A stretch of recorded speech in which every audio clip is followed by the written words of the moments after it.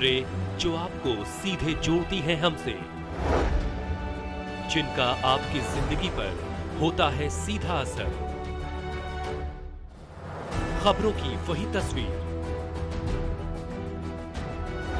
बिना बदले बिना डरे, जज्बा सच का लिए, सच दिखाते हैं।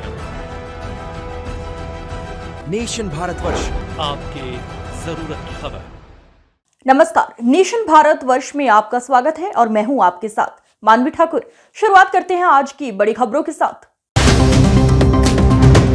तेजस फिजिकल अकादमी के सौजन्य से वीर शहीदों के सम्मान में 25वां कारगिल विजय दिवस पर तैयारी करने वाले छात्र बढ़ चढ़कर हिस्सा लिए। तेजस के director ex army commando Sunil Kumar Chaudhary ने शहीदों के सम्मान में चौड़ प्रतियोगिता का आयोजन किया, जिसमें गया कुमार के तत्वाधान में चल रहे ग्रामीण क्षेत्रों के बच्चों को तैयारी करने के लिए वॉरियर फिजिकल अकादमी धोबहा के बच्चों ने भी बढ़ चढ़कर हिस्सा लिया। दौड़ में छात्र छात्राओं ने जुनून और जज्बे के साथ बेहतर प्रदर्शन दिखाया। दौड़ के बाद सभी बच्चे पूरे आरा में कारगिल विजय दिवस में ग्रुप के साथ रैली में शामिल रहे, जिसमें 150 छात्र एवं 50 छात्राएं बढ़ चढ़कर हिस्सा लिए। तेजस फिजिकल अकादमी के director ex army commando Sunil Kumar Chaudhary तथा trainer national player Pankaj Yadav एवं तेजस की पूरी ट्रेनिंग टीम ने कारगिल विजय दिवस के विजयोत्सव में काफी हर्ष के साथ बच्चों का सहयोग किया एवं छात्रों में देश सेवा की भावना को जागृत किया। जय हिंद। सबसे मैं पहले बता देना चाहता हूं कि आज विजय कारगिल दिवस है। इसके उपलक्ष्य में हमारी तेजस फिजिकल एकेडमी आरा भोजपुर बिहार की तरफ से उन शहीद जवानों के लिए जो कारगिल युद्ध में अपने प्राण को निछावर किया, पाकिस्तान के साथ युद्ध लड़ा, उसी के उपलक्ष्य में आज हमारे तेजस फिजिकल एकेडमी के द्वारा वीर कुंवर सिंह स्टेडियम में बॉयज के लिए 1600 मीटर रन और गर्ल्स के लिए 1000 मीटर कराया गया। भारतीय जनता युवा मोर्चा के बैनर तले वीर शहीदों के परिवारजनों का सम्मान समारोह, मशाल जुलूस और तिरंगा यात्रा जिला अध्यक्ष विशुद्ध भिभू जैन के नेतृत्व में हुआ। कार्यक्रम की अध्यक्षता नगर अध्यक्ष बलजीत सिंह के द्वारा की गई।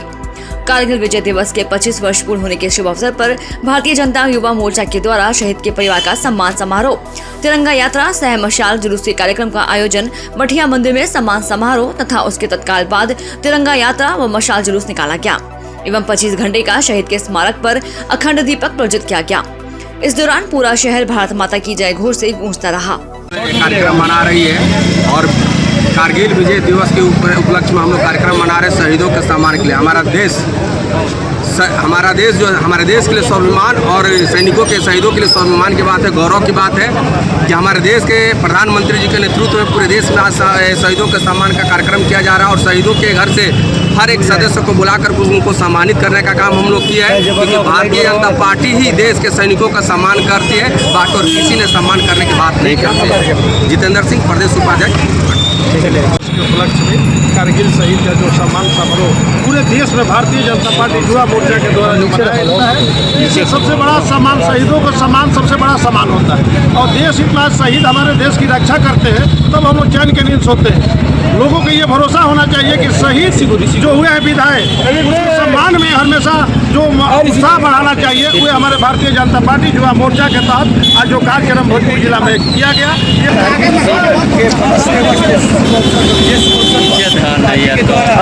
हिंदुस्तान में आज विशेष और दिवस मनाया गया।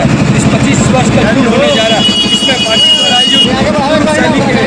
घटनाओं को सम्मान करना था पूर्व से, और तिरंगा यात्रा सब मसाल जूस निकाला और अभी शहीद के सुभाष चंद्र बोस के लोगों ने स्मारक पर अखंड दीपक 24 घंटे का प्रज्वलित किया है।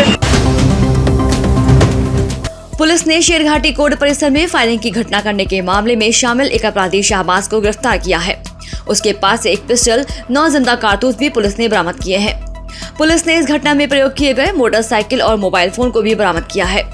मामले की खुलासा किया गया कि एसएसपी आशीष भारती ने प्रेस वार्ता कर की है।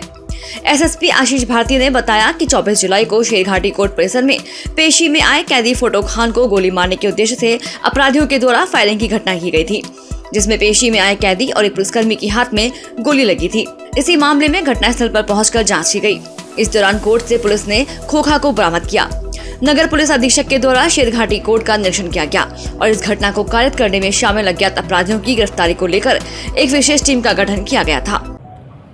कल शेरघाटी कोर्ट परिसर में एक फायरिंग की घटना घटित हुई थी, जिसमें एक बंदी जिसको उपस्थापन के लिए लाया गया था, उस पर फायरिंग की घटना कारित की गई थी और उसके साथ लेकिन जो उपस्थित पुलिस बल है उनके द्वारा त्वरित कार्रवाई करते हुए इसमें जो अपराधियों को मुंह तो जवाब दिया गया था और जवाबी कार्रवाई की गई थी, जिसमें एक अपराधी को तत्काल गिरफ्तार किया गया।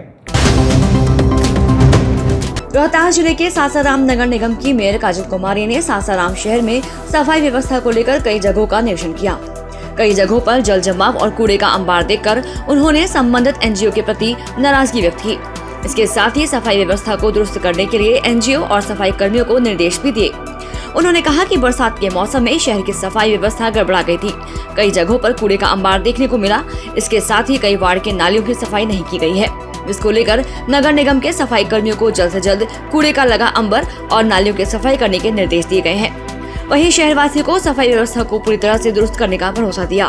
सफाई को लेकर जो 5 जोन बना हुआ है, 5 जोन की निरीक्षण हो रही है कि कितनी सफाई हो रही है और निर्देशित भी किया जा रहा है कि सफाई हो। जहाँ तहाँ देखा जा रहा है कि कूड़े का अंबार लगा हुआ है, नालियों की सफाई नहीं हो रही है और संबंधित कर्मचारियों और सफाई कर्मियों को निर्देशित किया जा रहा है कि जल्द से जल्द इन सबका निदान निकालते हुए जल्द से जल्द जो भी कूड़े का अंबार लगा हुआ है उसको जल्द से जल्द सफाई कराया जाए। खबर सासाराम से है, जहां करगहर के सहुआर स्थित उर्दू प्राथमिक विद्यालय में मिड डे मील में चूहा निकलने के बाद हड़कंप मच गया। चूंकि चूहा वाला खाना खाने से कोई बीमार नहीं हुआ है, लेकिन सब्जी में चूहा देखकर बच्चे काफी डर गए। इसके बाद अभिभावक विद्यालय पहुंचकर शोर शराबा करने लगे तथा विद्यालय में मिड डे मील का बहिष्कार करने की बात कहने लगे। बता दें कि एनजीओ के माध्यम से विद्यालय में मिड डे मील की आपूर्ति होती है, लेकिन मिड डे मील में सब्जी में चूहा निकलने के बाद कई बच्चे घर जाकर उल्टी तक कर दिए। सूचना पर शिक्षा विभाग के अधिकारी भी विद्यालय पहुंचे तथा जांच शुरू कर दिए हैं। विद्यालय शिक्षा समिति के लोग भी विद्यालय पहुंचे। वहीं बच्चों के अभिभावक मिड डे मील खाने से अपने बच्चों को रोक रहे हैं। ग्रामीण रोहित पांडे ने बताया कि बच्चों ने अचानक शोर मचाना शुरू कर दिया कि उनके भोजन में बड़ी सी चूहा मरी हुई है। इसके बाद बच्चों ने खाना खाने से इनकार कर दिया। सूचना पर पहुंचे शिक्षा विभाग के डीपीएम अविनाश कुमार ने बताया कि वह मामले की खुद जाँच कर रहे हैं तथा दोषी पर कार्रवाई की जाएगी। उर्दू प्राथमिक विद्यालय सहुआर में चूहा मिलने की घटना सूचना प्राप्त हुई, तत्क्षण ही हम विद्यालय में आए हैं और इसकी जांच हमने की है और अभी जांच चल रही है। अभी इस संबंध में कुछ कहना जल्दीबाजी होगी, जो भी फलाफल होगा उससे आप लोगों को। सर, आज जैसे अभी भोजन आया था कि यहाँ के उग्र ग्रामीणों द्वारा भोजन को लौटा दिया गया, अपने बच्चे को खाने से मना किया जा रहा है, इस पर आप क्या कह रहे हैं? हम लोग समझा रहे हैं, अभिभावक अध्यक्ष जी बैठे, विद्यालय शिक्षा समिति के अध्यक्ष बैठे हुए हैं। हम लोग आपस में बात करके और उस निष्कर्ष पे पहुँचते हैं हम लोग। सर, बच्चे जो कारगिल विजय दिवस के अवसर पर बिहार शरीफ के शहीद कारगिल पार्क में ग्रामीण विकास मंत्री श्रवण कुमार ने अमर जवानों को श्रद्धांजलि अर्पित कर उन्हें नमन किया। इस मौके पर मंत्री श्रवण कुमार ने कहा कि देश की सीमाओं पर हमारे वीर जवान दिन रात अपनी जान की बाजी लगाकर देश की रक्षा करते हैं। उनकी वजह से ही हम आज सुरक्षित हैं। कारगिल युद्ध में हमारे जवानों ने अदम्य साहस का परिचय दिया था। उन्होंने कहा कि उनकी शहादत को हम कभी नहीं भूल सकते। पूरा देश कारगिल विजय दिवस मना रहा है। यह दिन हमें हमारे वीर जवानों के बलिदान को याद दिलाता है। हमें उनके सपनों को साकार करने के लिए कर्मठता से कार्य करने चाहिए। उन्होंने कहा कि कारगिल विजय दिवस भारत के लिए एक महत्वपूर्ण दिन है। इस दिन हम उन वीर जवानों को याद करते हैं जिन्होंने कारगिल युद्ध में देश की रक्षा के लिए अपना सर्वस्व निछावर कर दिया था। उनकी शहादत ने देश की एकता और अखंडता को मजबूत किया है। दिवस है, आज ही के दिन हमारे वीर सपूतों ने कारगिल युद्ध को जीता था, तिरंगा वहाँ पर लहराया था और कई वीर सपूत हमारे शहीद हुए हैं। उनके याद में हम सब लोग यहाँ पर उनकी कुर्बानी को, उनके जज्बे को सलाम करने के लिए हम लोग यहाँ पर आए हैं। और आप सबको मालूम है, नालंदा वासियों को बिजली की करंट लगने से कांवरिया की मौत हो गई है। घटना कटोरिया देवघर मुख्य मार्ग पर थाना क्षेत्र के भैरवपुर के समीप कांवरिया पथ के एक होटल में घटित हुई है, जहां बिजली के करंट से 55 वर्षीय कांवरिया की मौत हो गई। मृतक झारखंड के जमशेदपुर जिले के सरायकेला थाना अंतर्गत आदित्यपुर निवासी राम रोहितास आजीवाल का पुत्र रमेश कुमार आजीवाल बताया गया है, जानकारी के अनुसार मृतक अपने भाई मनोज कुमार आजीवाल और साथी कांवरिया के साथ सुल्तानगंज से जल लेकर बाबा धाम जा रहा था। सुबह सभी ने सटलेटवा के पास स्थित छत्तीसगढ़ धर्मशाला से अपनी यात्रा शुरू की थी। सुबह करीब 7 बजे सभी भैरवपुर स्थित शिव शक्ति होटल पहुंचे थे, जहां सभी विश्राम कर रहे थे। इसी दौरान कांवरिया रमेश ने होटल में लगे एक स्टैंड फैन को अपनी ओर करने की कोशिश की, लेकिन उस फैन में करंट दौड़ रहा था, जिसके संपर्क में आने से उसे बिजली का झटका लगा, जिससे वह बेहोश हो गया। आनंद फानन में साथी कांवरियों द्वारा बेहोशी की हालत में उसे इलाज के लिए रेफरल अस्पताल लाया गया, जहां डॉक्टर एस.जी. मंडल द्वारा जांच कर उसे मृत घोषित कर दिया गया। रेस्टोरेंट था कांवरिया कोल्हुआ के आगे, उसमें एक कांवरिया बम बैठे हुए थे और उसका फैन एक लगा हुआ था। फैन को शायद छूने के दरमियान उनको करंट लग गया, जिसके कारण उसकी कटोरिया अस्पताल ले जाते उनकी मृत्यु हो गई। कांवरिया बम जो है वो रहने वाले हैं जमशेदपुर के, उनके साथ उनके कुछ परिजन भी थे, परिवार के आसपास के लोग। वो तो उनके द्वारा मना किया गया है और वो बाकी जो प्रक्रिया है प्रक्रिया के बाद वो ले गए हैं।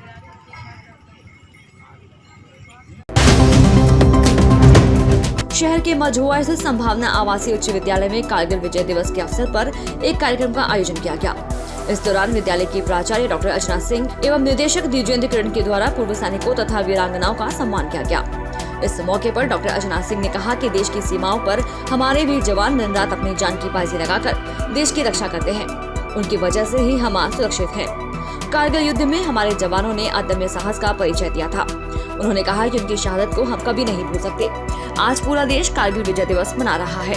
यह दिन हमें हमारे वीर जवानों के बलिदान को याद दिलाता है। हमें उनके सपनों को साकार करने के लिए कर्मठता से कार्य करने चाहिए। गुरुग्राम में जय हिंद सेना सुप्रीमो नवीन जय हिंद वीरवार को गुरुग्राम में घी और लंगोट लेकर प्रेस वार्ता करने पहुंचे। पत्रकारों से बातचीत में बताया कि प्रदेश में आगामी राज्यसभा चुनाव होने जा रहा है और वे इस चुनाव में हिस्सा लेंगे। इसके साथ ही जय हिंद ने हरियाणा के सभी विधायकों को फोन नंबर जारी किए और जनता से अपील की कि सभी अपने अपने विधायक से बात करें और जय हिंद के लिए समर्थन मांगे या ना मांगे, लेकिन उन्हें फोन करके अपनी समस्या जरूर बताएं। नवीन जय हिंद ने मोबाइल नंबर 7027822822 जारी करते हुए जनता से अपील की। जनता इस नंबर पर कॉल करके वोट जरूर डाले। जय हिंद ने बताया कि सरपंच, हरियाणा पुलिस, आशा वर्कर्स, दलित भारी भर्ती, खेल कोटा, पहरावर, फैमिली आईडी, ये जो मुद्दे हमने उठाए थे और जिन भी लोगों को इन मुद्दों के उठने से लाभ हुआ है, वे लोग अपने अपने विधायकों को फोन कर जरूर करें। लाभ मैंने लाठियां खाई, केस भुगते हैं और अब आगे बीजेपी की सरकार। अब 10 साल कोई कांग्रेस वाला एक तो बता दो सामने आ जाए, अगर मैंने ये इशू उठाए, मैंने ये लट खाए, मेरे पे ये केस है, तारीख तो भुगत रहे हम। तो कोई भी पार्टी वाला कोई भी हो, हम सब की छुट्टी बोल रहे हैं संघर्ष के मैदान में, संघर्ष के दंगल में। इसके अलावा मेरी 1-2 रिक्वेस्ट और है सीएम साहब से, सैनी साहब से, कि सीईटी का 3.5 लाख बच्चों ने राजनांदगांव, अनुपम नगर, बसंतपुर स्टेडियम रोड पर स्थित जय तुलसी नर्सिंग होम की आयुष्मान कार्ड की सेवाएं पूर्वानुसार बहाल कर दी गई हैं। गत दिनों स्वास्थ्य विभाग की रिपोर्ट के आधार पर स्वास्थ्य संचालनालय रायपुर द्वारा आयुष्मान योजना के अंतर्गत पंजीयन सुविधा को 3 माह के लिए निलंबित कर दिया गया था। अस्पताल प्रबंधन ने आयुष्मान कार्ड पर रोक के विरुद्ध संचालनालय को आवश्यक दस्तावेज उपलब्ध कराए गए। दस्तावेजों की जांच के बाद संचालनालय ने शिकायतों को खारिज कर दिया। साथ ही आयुष्मान कार्ड पर रोक को तत्काल प्रभाव से निरस्त कर दिया गया। अब जय तुलसी नर्सिंग होम में आयुष्मान कार्ड पर उपचार प्रारंभ कर दिया गया है। इसी तरह गत दिनों अस्पताल संचालक व मुख्य चिकित्सक को पुलिस थाना गेंडाटोला द्वारा पॉक्सो के आरोप में गिरफ्तार किया गया था। संबंधितों पर गेंडाटोला की एक नाबालिग विरुद्ध गर्भपात करने का आरोप लगा था। स्थानीय न्यायालय में मामला पेश होने के बाद पीड़िता का कथन न्यायालय में लिया गया। पीड़िता ने अस्पताल के संचालक व डॉक्टर पर लगाए आरोपों को गलत बताया। अपने बयान में कहा कि कथित गर्भपात के लिए वह स्वयं किसी दवा का सेवन कर रही थी। इससे उसे पेट दर्द व खून बहना प्रारंभ हो गया। इसी हालत में वह नर्सिंग होम में भर्ती हुई, जहां सामान्य प्रसव कराया गया। पीड़िता गर्भ में मृत बच्चे को जन्म दिया। न्यायालय ने पीड़िता के कथन पर विचार करने के बाद दोनों आरोपियों को जमानत पर रिहा किया। सूरजपुर में भारतीय राष्ट्रीय पत्रकार महासंघ जिला इकाई ने कलेक्टर कार्यालय में प्रदेश अध्यक्ष छत्तीसगढ़ महेश प्रसाद के दिशा निर्देश पर संभागीय अध्यक्ष सरगुजा राकेश जायसवाल, संभागीय संगठन सचिव सरगुजा वीरेंद्र पटेल की उपस्थिति में भारतीय राष्ट्रीय पत्रकार महासंघ जिला अध्यक्ष मोहन प्रताप सिंह के नेतृत्व में पत्रकार हितों की सुरक्षा के लिए छत्तीसगढ़ प्रदेश के मुख्यमंत्री के नाम कलेक्टर के माध्यम से अपर कलेक्टर नयनतारा सिंह तोमर को ज्ञापन सौंपा है। जिला अध्यक्ष मोहन प्रताप सिंह ने कहा कि राष्ट्रीय कार्यकारिणी के निर्देश पर पत्रकार हितों की सुरक्षा के लिए इस मांग पत्र में सभी राज्य एवं केंद्र शासित प्रदेशों में अधिमता के लिए बनाई गई नियमावली में एक रूपता बनाए जाने की व्यवस्था पूरे देश में समान रूप से लागू होनी चाहिए तथा पूरे देश के पत्रकारों के परिवारों के सदस्यों के इलाज की समुचित व्यवस्था सरकार द्वारा मुफ्त की जाए एवं आए दिन देश के पत्रकारों के उत्पीड़न की बढ़ती घटनाओं को देखते हुए सदन में कानून बनाकर कारगर उपाय करने चाहिए। साथ ही सभी राज्यों एवं केंद्र शासित प्रदेशों को पत्रकार सुरक्षा कानून लागू किए जाने चाहिए। राष्ट्रीय अध्यक्ष भारतीय राष्ट्रीय पत्रकार संघ के द्वारा दिशा निर्देश जारी किया गया है कि पत्रकार सुरक्षा के लिए सभी जिला में छत्तीसगढ़ के अपने कलेक्टर के माध्यम से प्रदेश के मुख्यमंत्री जी के नाम से एक ज्ञापन सौंपेंगे, जिससे माध्यम से मांगेंगे कि पत्रकार को सुरक्षा प्रदान किया जाए। आए दिन खबर के लिए इधर उधर पत्रकार जाते रहते हैं। फतेहपुर के ARTO ऑफिस में जिलाधिकारी सिंधुमती द्वारा अचानक छापेमारी की गई। इस दौरान पुलिस विभाग में हड़कंप मचा रहा। वहीं पिछले काफी समय से ऑफिस में दलालों और बाहरी व्यक्तियों के काम करने की शिकायतें मिल रही थी, जिसको लेकर छापेमारी की गई। वहीं छापे के दौरान ARTO ऑफिस के बाहर बैठे दलाल अपनी दुकानें बंद करके फरार हो गए। DM ने ARTO और PTO को गंदगी और अव्यवस्थाओं को जल्द से जल्द दूर करने के सख्त आदेश दिए। जहां छापामारी के दौरान लगभग 2 दर्जन से अधिक मोटरसाइकिलें और 1 दर्जन संदिग्धों को हिरासत में लिया गया है। क्या खामियां मिली हैं और क्या इंस्ट्रक्शन दे रहे हैं विभाग को? एक्चुअली हमारे जो जनपद में जितने भी जो इम्पोर्टेंट कार्यालय है, जैसे तहसील परिसर है, जैसे हेल्थ डिपार्टमेंट के जो हॉस्पिटल्स है, जो से सब रजिस्ट्रार ऑफिसेस है और ARTO ऑफिस है, सबका औचक निरीक्षण किया गया है। तो ये जनरली ऐसे फीडबैक हम लोगों को मिलती रही कि कुछ दलाल लोगों के नाते जो आम जनता है वो परेशान हो रहे हैं और वास्तविकता क्या है वो देख नहीं पहुँचे हम लोग। दिन भर की बड़ी खबरों में फिलहाल बस इतना ही। आप बने रहिए नेशन भारतवर्ष के साथ, देखते रहिए देश दुनिया की खास खबरें। नमस्कार।